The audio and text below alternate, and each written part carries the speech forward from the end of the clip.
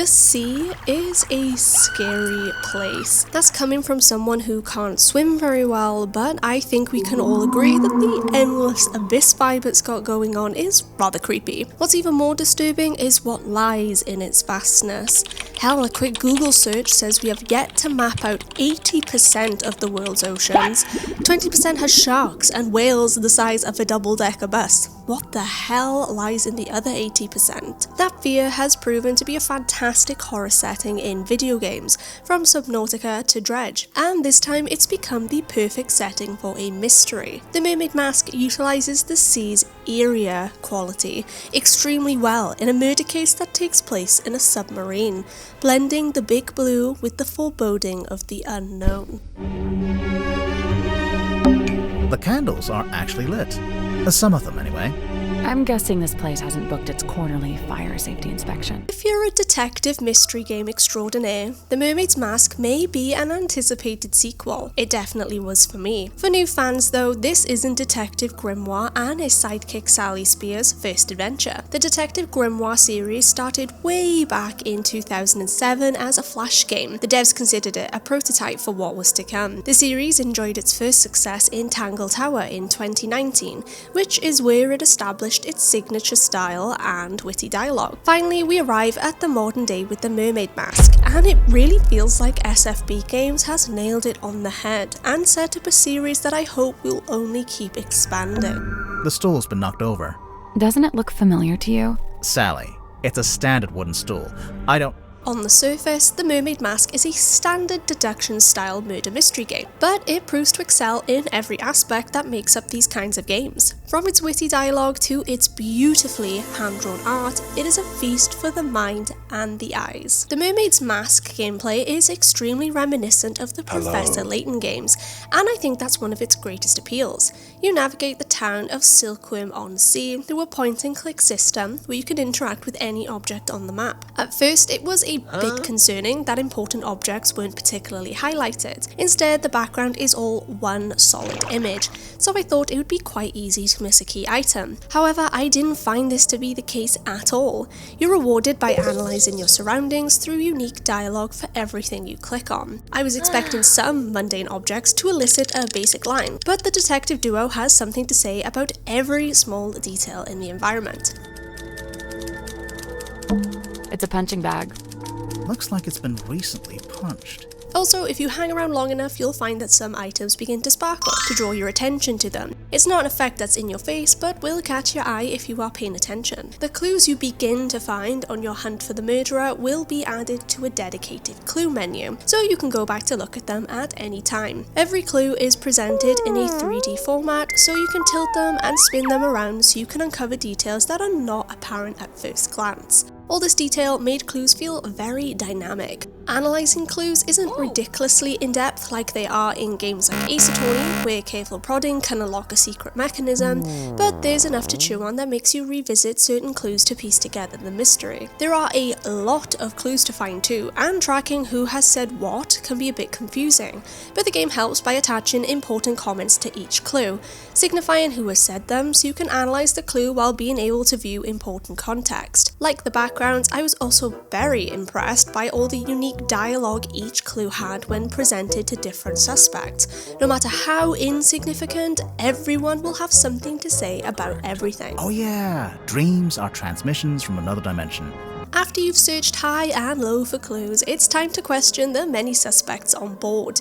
Each character has the exact same menus to navigate. The first has a list of relevant topics you can ask them about, from how they came aboard the submarine to what they were doing at the time of the murder. The second is a list of the suspects aboard, and the third is just your clue log. A choice I really enjoyed in The Mermaid Mask is how they presented people's timelines of events during the murder. Instead of just talking about it, it's all done in a uniquely animated segment that sees small chess piece versions of the characters moving from room to room, so you can visualize where they went and comprehend the information much better rather than listening to it being explained. All three menus can be revisited at any time. The first menu also has the all-important suspicion button, where once you've gathered all relevant clues and information, you can finally find out if they murdered the suspect or not, or what their ultimate motivation is.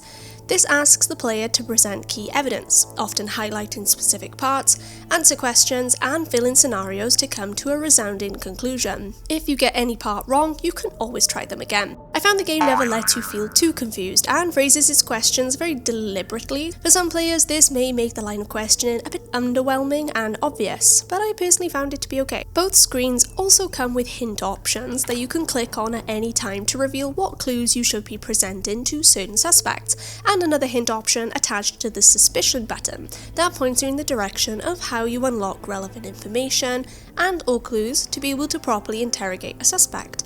Normally it asks you to investigate a certain room or talk to a certain suspect. There is also a hint button on the main map itself to guide you to where you need to go next, but I never found myself using many of these hints as there was always plenty to find and people to talk to. Overall, the game felt quite smooth in its difficulty. I never found myself struggling with finding information or knowing where a suspect's motivations led. With these types of games, I just recommend taking your time, question everything and look at everything, and you'll be rewarded. Hell, get out a pad of paper and track points of interest if it helps. But I never find these games to be all that challenging, so keep that in mind.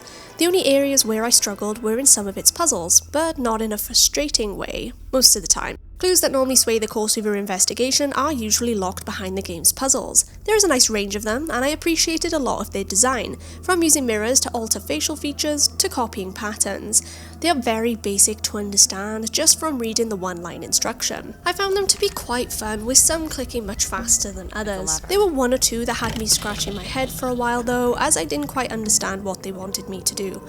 But it's a bit disappointing that there's no real brain twister like you can find in the later games. The Mermaid Mask has my favourite story in the series, as it uses the backdrop of a misty seaside town with the mystical yet foreboding nature of the sea to create a supernatural murder mystery. Detective Grimoire and Sally have been called to investigate the locked room murder of the submarine's captain, Magnus Mortuga. The story isn't totally grounded in realism, as you will also be uncovering the mystery of what lies beneath the waves and a twisted family tree that involves a lot more faces you recognise than you realise. The game is also very much connected to Tangle Tower, with characters referencing familiar faces and recalling certain events that have a minute bearing on the Mermaid Mask story. There are 8 characters to meet in the Mermaid Mask, and they're all kooky and lovable. They're all exaggerated caricatures that you've probably seen done before, but they all fit snugly in the town of Silkworm-on-Sea.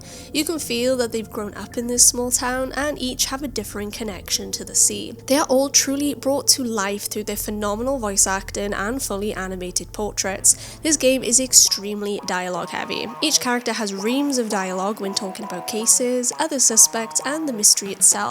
And all of that can be quite tiring, but what kept my eyes glued to the screen were the dynamic animated portraits of its characters. Every single line of dialogue corresponds with their portrait, bringing not only their characters to life, but also the mystery too. I'm never one to look out for choices in sound design, but that's all I could notice in this game.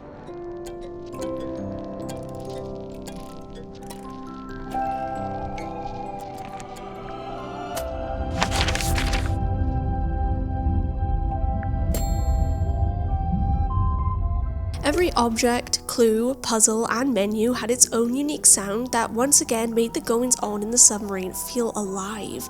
It all comes together to make the submarine's atmosphere creepy and creates a strong sense of ambiance that I struggle to find in other detective mystery games. The music in the Mermaid Mask is enchanting to say the least, creating a feel of grandeur and mystery in the submarine's corridors. What ties all of the Mermaid Mask together is its stunningly enchanting visuals. I would have just enjoyed it as a visual novel, as its style and atmosphere are that strong. Each environment you enter is hand-drawn and perfectly captures the cramped, claustrophobic feeling of a submarine whilst also making it feel grand and mystical.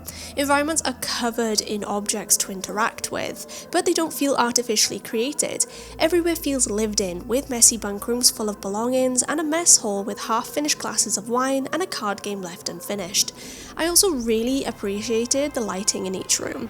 The furnace I mentioned earlier has an ethereal pink tint to it that bathes the parlour in a pink glow. It's mesmerising to look at, and it reminds you how this mystery isn't as straightforward as you think. The Mermaid Mask runs pretty smoothly on both my PC and my MacBook Air, with only a couple of crashes where my screen froze. This never took me out of my experience and wasn't a big deal in the long run. In terms of settings, there isn't really much to take note of either. Those hint buttons I mentioned earlier can be completely turned off if you know you won't be able to resist the temptation, but you have to click on them anyway to activate a hint, so I don't think it's a game-changing feature. The game also has an art gallery you can unlock after you've reached the credits, which includes some environmental and character art to look at. As I said back at the start of this review, I would be more than happy to see the Detective Grimoire series continue to flourish and produce more mysteries. They proved they had cracked the formula back in Tangle Tower, but there is something about the Mermaid Mask that really resonated with me. Its mysticism and blend of the supernatural, mythological, and standard murder mystery intrigue all came together in an addicting detective experience. The puzzles still need some refining to make them feel great, not just standardly okay, and you may feel a bit put off with how it can guide you through a lot of the mystery, but it really does excel in everything else, from atmosphere to dialogue to the grand mystery that sweeps up every character in sight. Because of this, I'll be giving the Mermaid Mask a silver genie lamp. It just needs that extra oomph to make it the pinnacle detective mystery experience, but it makes me so excited to see what the team will do next. Thanks so much for watching, everyone. If you enjoyed today's video, don't forget to hit that like button, subscribe to the channel to help us continue to be able to bring a voice to the voiceless. Join the over 60,000 indie warriors that have said goodbye to the gaming echo chamber. For even more support, head over to patreon.com/idreamofindiegames, where you can get Discord access, early shows, exclusive content, and more, now with a brand new $2 entry tier. Or check out YouTube memberships for exclusive badges, custom emoji, and other fun perks. Support real people making real things, because here at I Dream of Indie Games, it's always about the games.